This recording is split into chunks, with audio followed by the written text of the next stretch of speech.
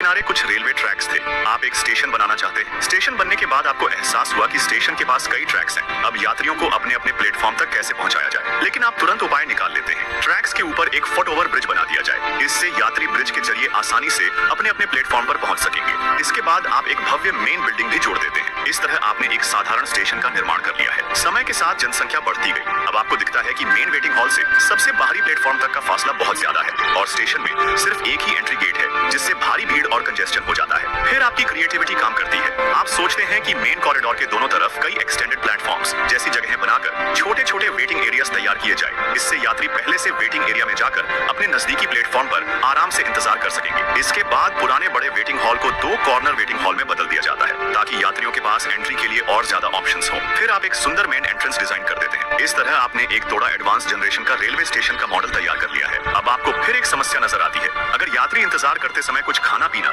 या शॉपिंग करना चाहे तो उन्हें बहुत दूर चलना पड़ता है और इससे भीड़ और बढ़ जाती है। फिर आप एक और शानदार आइडिया निकालते हैं। अगर सारी सुविधाएं एक ही विशाल स्पेस में इकट्ठा कर दी जाए तो यात्रियों के लिए सब कुछ कितनी आसानी से उपलब्ध हो जाएगा। इसलिए आप एक huge central platform area design करते हैं, जिसके चारों ओर एक सर्कुलर कमर्शियल स्ट्रीट बनाई जाती है और बीच में एक बहुत बड़ा वेटिंग हॉल होता है। यात्री अपने जरूरत वाले एंट्री गेट से सीधे प्लेटफॉर्म की ओर बढ़ सकते हैं। अंत में आप इसके ऊपर एक मॉडर्न और ब्यूटीफुल रूफ जोड़ देते हैं। इस तरह एक multi function modern railway station तैयार हो जाता है। इस तरह आपने एक मल्टी एडवांस रेलवे स्टेशन का निर्माण कर लिया है।